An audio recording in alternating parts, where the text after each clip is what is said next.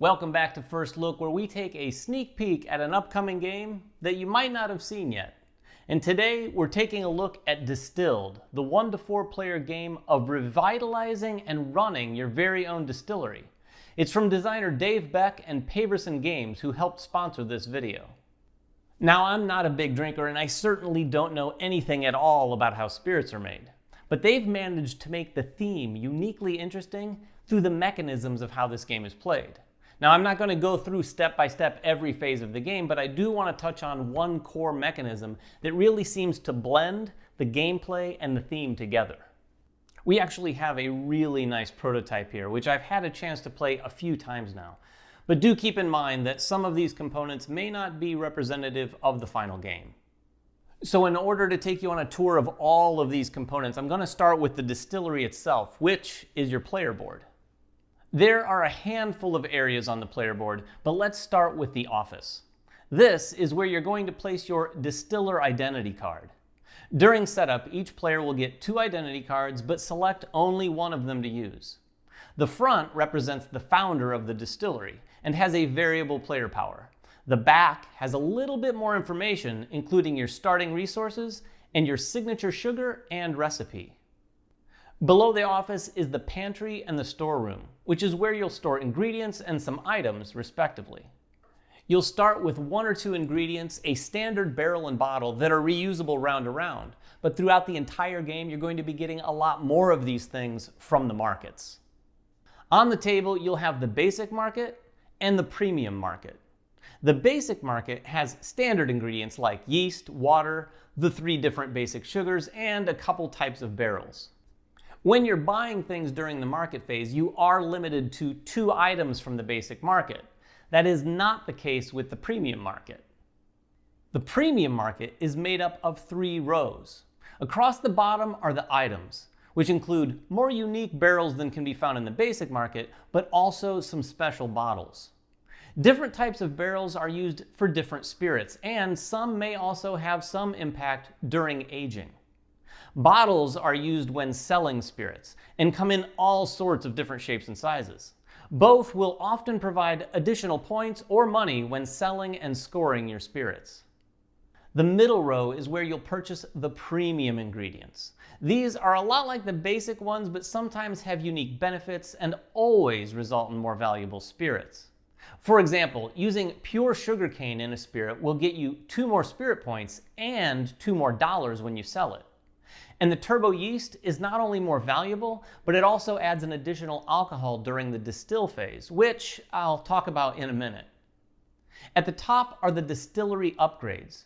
You can purchase these during the market phase each round as well, but they are placed in this area on your player board, and you can only have 3 of them at any one time. These can include specialists or equipment, any of which will give you some sort of ongoing power or effect to make running your distillery just a little bit easier in some way. You might hire a cooper, for example, to get a discount on a barrel each round. Or maybe have a natural spring installed, which lets you add a basic water to your pantry at the start of every round. And one of the other things you might buy during the market phase are the recipes for new spirits. All the recipes are represented on this secondary player board, and everyone starts knowing how to distill moonshine and vodka. Beyond those, a player will need to invest in more before they can even attempt distilling them. And distilling spirits is obviously the heart of this game. After all players have finished buying items, recipes, ingredients, and whatnot from the market phase, it's time for the distill phase. This is going to happen in the washback, which is along the left-hand side of your player board. Now, in actual distilling, the washback is where all of the ingredients go to ferment over 2 to 3 days. But not all of it can be used in the finished product. The first amounts that come off of the wash are called the heads, and the last amounts are called the tails. These aren't usable in spirits as they're harsh and bitter, and in some cases, even toxic. But they can be saved for future distillation, which I know sounds kind of bizarre, but it is a tried and true practice for hundreds of years. Now, that whole process is represented in the game in a way that just nails that blend of theme and mechanisms that I think any gamer is going to appreciate. To distill your spirit, there is a minimum requirement of ingredients that you'll need in your washback. 1 yeast, 1 water, and 1 sugar of any type.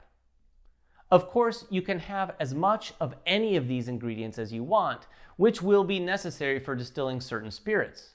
And for all the sugars you've included, you will add an equal amount of alcohol from the general supply. Once you have everything you want in there, you're going to collect your cards, give them a good shuffle, and remove the top and the bottom card, the heads and the tails of your batch. Those 2 cards are placed in your pantry for distilling in a future round, and the rest of the stack is your spirit for this round. You'll want to compare these remaining cards with the various recipes you own to determine the best spirit you can produce. For example, with these ingredients, you could easily make some vodka to sell this round so you could have some cash flow for the next round's market phase. Or you could make whiskey and store it in your warehouse in that old bourbon barrel that you've had in your storeroom. Of course, if you go that route, you're not going to be selling this round, so money will be very, very tight in your next trip to the market. These are the kinds of decisions you're going to be making when running your distillery in this game. And the game has quite a bit more going on that I haven't even touched on. You'll be collecting spirit labels and using them to trigger bonuses, adding flavor cards to your aged spirits to increase their sale value and points. There's even public spirit awards to achieve along the way, and private goal cards for more endgame scoring. Now, like I said, I didn't want to go through the game step by step for you, but hopefully this gave you the broad strokes of what Distilled is all about. There's going to be a ton of more information coming from all sorts of other channels very soon. And of course, be sure to check out their campaign for all of the details. If you do have any questions though, please feel free to make them in the comments below and we will try to answer what we can. Until next time, make sure everyone has fun at the table and we'll see you then. Congratulations, you got to the end of one of our videos. Now, if you want more practice, just click on the video over here. It's another video. You might not have seen it yet, so click on it. If you don't want to do that, at least click on the subscription button below. That always helps us. And if you want notifications, please ring that bell.